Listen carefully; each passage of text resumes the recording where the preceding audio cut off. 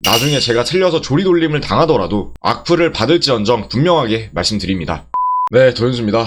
자, 미국이 중국에 대한 관세 치킨 게임을 145%에서 30%, 대미 관세를 125%에서 10%로 낮춘다는 소식에 나스닥이 급하게 반등해주고 있는데요. 202평선을 시원하게 뚫어주면서 상승기세가 아주 강하게 나와주는데 이럴 때는 사는 게 아닙니다. 왜 사면 안 되나요? 평단을 대가리 고점 끝에서 그을 거 아니면 제발 토달지 말고 사지 말라면 사지 말아주세요. 사는 건 나스닥이 조정받을 때, 이럴 때 담는 겁니다. 저는 어제 세배 레버리지 XOXL, QLD, 메타 2배 등등 주식의 대부분을 정리를 했고요. 나스닥이 오름에 따라서 처음에는 3배 레버리지 위주로, 그 다음에는 2배 레버리지, 천천히 분할 매도로 날리고 있습니다. 환호 속에 조금 이른 퇴장일 수 있지만 이제 저한테 남은 건 테슬라와 애플 소액 정도이고요. TSLL은 워낙 평단이 괜찮아서 조금 더 오래 쭉 끌어가 볼 생각이고요. 이번에 테슬라랑 메타를 레버까지 걸어서 잡았던 이유는 얘네들이 나스닥 하락에 비해서 조정을 더 크게 받았고, 그래서 올라가게 되면은 타 종목들보다 그 상승폭이 어마어마할 것 같아서 나스닥 ETF 플러스 이제 개별주 레버리지 정도로 좀 잡아봤습니다. 지금까지는 예상대로 잘 흘러주는 것 같아서 다행이네요. 그래서 이번 달은 이 정도 익절로 720 정도로 마무리가 될 것 같은데, 다시 나스닥 차트로 와서 여기서부터는 오를지 내릴지가 정확히 반반이라고 생각을 하거든요. 보통 이렇게까지 내려갔으면 여기 201평선, 여기 보라색 라인 맞고 다시 이렇게 내려와서 조정 받다가 이렇게 올라가는 경우가 일반적인데, 역시 나스닥을 의심하면 안 되는 건지 장기 입형을 시원하게 뚫어버려가지고 뭐 통상 더 갈 확률이 크다고 보기는 해요. 근데 그렇다고 단기간에 이렇게까지 치고 올랐는데 여기서 일말의 조정도 없이 그냥 전고점을 넘을 것 같지가 않거든요.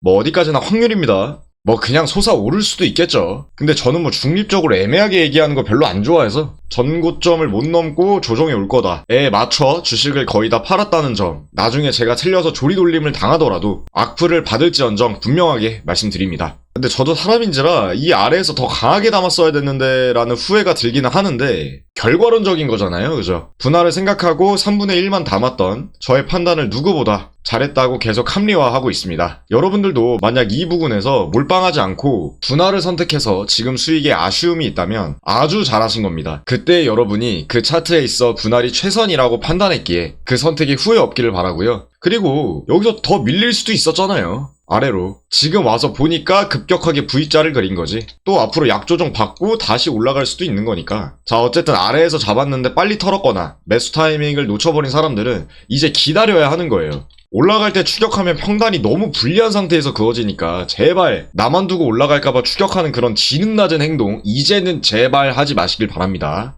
장투 제외, 자기가 진짜 미장 몇 년, 몇십 년 보고 인생 투자로 모아가겠다 이런 거면 지금 사도 되지만 한두 달에 치고 나오는 스윙 관점에서는 지금 그렇게 매력적인 자리가 아니라는 점. 그럼 어디가 매력적이냐? W자를 기다려야 돼요. 반등은 크게 V자 반등이 있고 W자 반등이 있지 않습니까? 이 한 번에 골파기를 기다려야 된다 이거야. 이게 V자로 한 번에 올라가 버리면 그냥 기회 없는 겁니다. 그 포모가 두려우면 소액으로 잡던지 QQQ나 뭐 QLD 2배 정도만 조금 잡아보는 수준으로 달릴 수밖에 없어요. 왜냐? 이미 이 정도 반등이 나왔으니까. 이 반등을 이미 먹었잖아. 못 먹은 사람들은 어쨌든 이 정도의 반등을 놓아준 거고, 놓친 거고.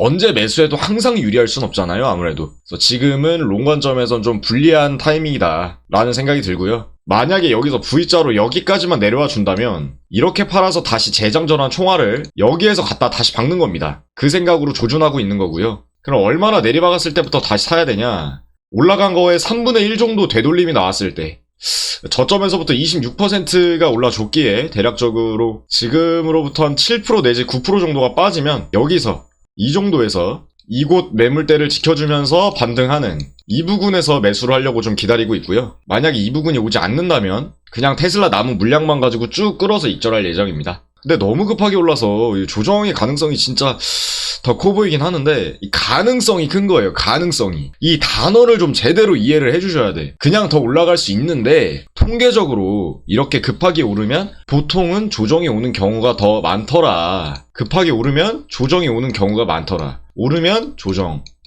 조정이 오는 경우가 더 많더라. TQ나 XOXL 생각하시는 분들은 정 사고 싶으면 지금은 2배나 1배 정도만 소액으로 담을 타이밍이다. QLD, QQQ 카드나 조금 써볼 때다 분명하게 말씀드립니다. 3배는 내리박는 폭포에, 그 폭포에 사야 된다, 제발. 근데 럼프장이 뭐 중국과 관세 쇼부를 받네 안 받네로 V자네 W자네 정하려고 예측하려고 하는 거는 의미가 없다고 보는 게 이 캔들 하나가 수천만 명의 심리가 모여서 하나의 캔들을 이루는 거잖아요. 그 캔들이 어떻게 될지 감히 확신할 수가 없는 내용이라고 생각을 합니다. 생각을 해볼 수는 있겠지만 제 말은 시드 분배를 어느 한쪽에 몰아서 예를 들어서 오를 거다 해서 이 지점에서 나만 두고 갈까봐 섣부르게 풀매수를 갈긴다던가 뭐 갑자기 3배를 끌어온다던가 이런 건 제발 하지 말아주시기를 간곡히 부탁드립니다. 예측이 틀려서 그냥 수직으로 올라가면 그 포모를 견딜 줄 아는 마음, 다음 하락까지 기다리겠다는 포부 가지고 있어야 부자 될 수 있습니다. 굳이 뭐 저는 장투하는 쪽은 아니라서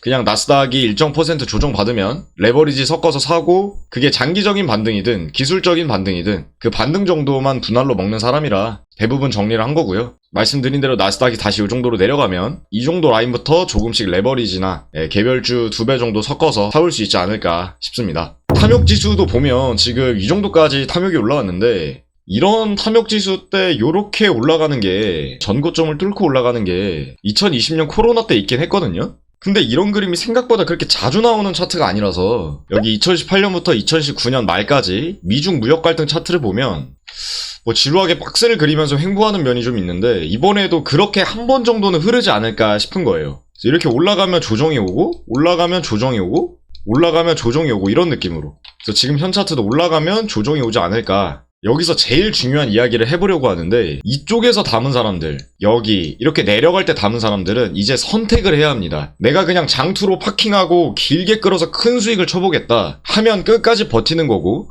다시 내려가서 수익이 제로가 된다고 하더라도 그게 아니라 앞으로의 박스나 조정을 생각하고 좀 발라먹어 보겠다. 여기서 박스가 아니고 그냥 한 번에 오른다면 쿨하게 보내주겠다. 둘 중에 어떻게 할지를 현 시점 어떻게 매매해야 할지 모르는 사람들은 제 가이드 따라서 그대로 걸어주시면 됩니다. 뭐 각자 스타일이 있으셔도 그냥 제 말 제발 들으세요. 그냥 오르면 보내주겠다. 줄 건 주겠다. 라는 마인드를 가지고 있는 것이 진짜 중요하다고 생각합니다. 내가 생각한 대로 흐르면 계속 먹는 거고 그게 아니라면 포기할 줄 아는 쿨한 마인드. 미국 주식이 인생의 전부가 아니잖아요. 뭐 틀리면 회사 일 해가지고 돈 벌면 되는 거고 다른 거 해가지고 돈 벌면 되는 거지. 무조건 어떻게 흐르든지 내가 무조건 크게 먹겠다. 이런 오만한 마음 이제는 내려놓아 주시기 바랍니다. 자기가 박스이고 오른 거에 대한 조정이 올 것이라고 생각을 한다면 이 부분, 정고점 부근에서 대부분의 물량을 덜어내야 하는 것이고 그게 아니라면 수익이 제로가 되더라도 끝까지 홀딩하는 건데 나스닥이 신이고 끝없이 오르는 건 맞지만 제 성향상 그렇게 오래 끌기보다는 마이너스 10% 조정이 오면 그러니까 고점 대비 마이너스 10% 정도 조정이 오면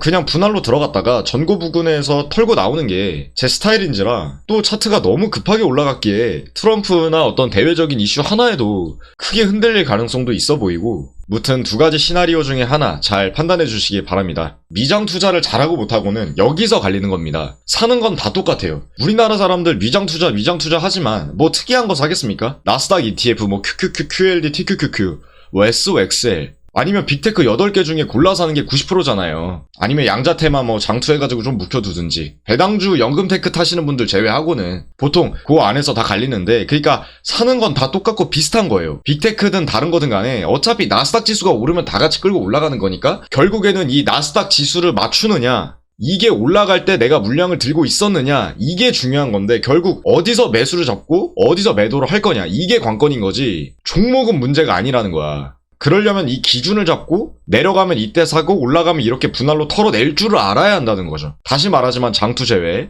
여기서 털면 조정받았을 때 다시 살 수 있는 기회들이 생기잖아요. 이렇게 털면 여기 시드가 다시 재장전이 되잖아. 그럼 여기서 그 재장전된 총알들을 다시 박아 넣을 수가 있잖아요. 근데 여기서 안 팔고 조정이 오면 그냥 입절할 수 있는 수익만 증발해버리는 거니까 다시 말하면 이만큼의 반등을 버려버리게 되니까 뭐 양단이 있는 이야기이긴 하지만은 내려가면 이렇게 해야지 그냥 올라가면 놓아주고 다음 하락을 기다려야지 하면서 흘러가는 대로 시나리오를 그리고 대응할 준비를 하는 것 그런 준비하는 그림을 그리는 투자자가 되시기를 바라겠습니다. 부탁드립니다.